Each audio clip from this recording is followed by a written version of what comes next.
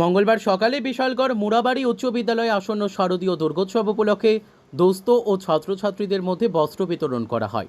বিধায়ক সুশান্ত দেবের হাত ধরে এই অনুষ্ঠানের শুভ সূচনা করা হয়। এই অনুষ্ঠানে ছাড়াও উপস্থিত বিশালগড় পৌর পরিষদের চেয়ারম্যান অঞ্জন পুরকায়স্থ, জেলা শিক্ষা আধিকারিক মলয় ভৌমিক সহ মুরাবাড়ি উচ্চ বিদ্যালয়ের শিক্ষক শিক্ষিকারা।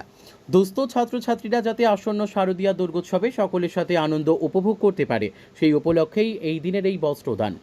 এদিনের এই বস্ত্রদানে অনুষ্ঠানে বক্তব্য রাখতে গিয়ে উপস্থিত ছাত্রছাত্রীদের উদ্দেশ্য করে বিধায়ক সুশান্ত দেব বলেন, আমাদের রাজ্যে কৃষ্টি সংস্কৃতি হারিয়ে দিন দিন হারিয়ে যাচ্ছে, তা ফিরিয়ে আনতে হবে এবং মা বাবা সহ শিক্ষক শিক্ষিকাদের সম্মানও দিতে হবে। পাশাপাশি অভিভাবকদেরও তাদের সন্তানদের সময় দিতে হবে, শুধু মোবাইল নিয়ে ব্যস্ত থাকলেই চলবে না। এখানে যারা আগামী প্রজন্মরা আছো, আমার ছাত্রছাত্রী ভাই বোনেরা আছো, আমি তোমাদের কাছে যতবার কথা বলার সুযোগ হয় এই কথাগুলো বলার চেষ্টা করি। আমাদের কৃষ্টি সংস্কৃতিকে পুনরুদ্ধার করতে হবে, যেটা অত্যন্ত গুরুত্বপূর্ণ। আমি যতখানি স্কুলে কলেজে যেখানেই বক্তব্য দেওয়ার আমার সুযোগ হয়, আমি প্রত্যেকের কাছে শেয়ার করার চেষ্টা করি। আমাদের কৃষ্টি সংস্কৃতিকে আমাদের ভুললে চলবে না, আমাদের কৃষ্টি সংস্কৃতিকে আমাদের পুনরুদ্ধার করতে হবে। এবং বর্তমানে মোবাইলের যুগ, বর্তমানে ইন্টারনেটের যুগ, মোবাইলে ভালো কিছুও দেখা যায়, খারাপ কিছুও দেখা যায়। আমরা সবাই মোবাইলে এডিক্টেড।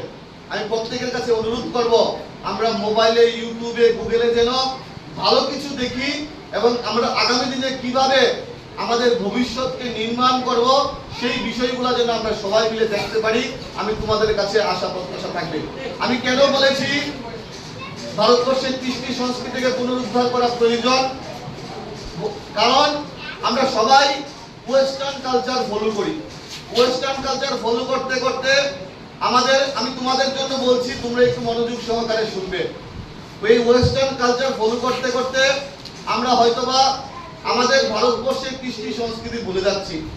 আমরা সবাই স্কুলে আসার সময়, টিউশনে যাওয়ার সময় আমরা আমাদের গুরুজনদের পায়ে ছুঁয়ে প্রণাম করে আসা, সেটা কিন্তু আস্তে আস্তে ভুলে যাচ্ছি। বাড়িতে বৃদ্ধ দাদু ঠাকুমার সঙ্গে সময় কাটানো, এগুলো আস্তে আস্তে ভুলে যাচ্ছি। আমরা সবাই দেখি পরিবারের যদি 5 জন সদস্য থাকে, আমরা অবসর সময় সবাই 5 জন 5টা মোবাইল নিয়ে ব্যস্ত থাকি।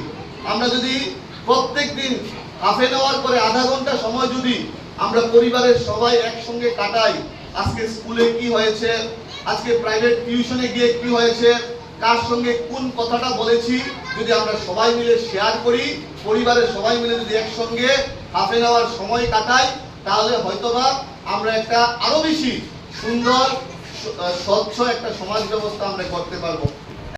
Bureau report, news daily Bharat.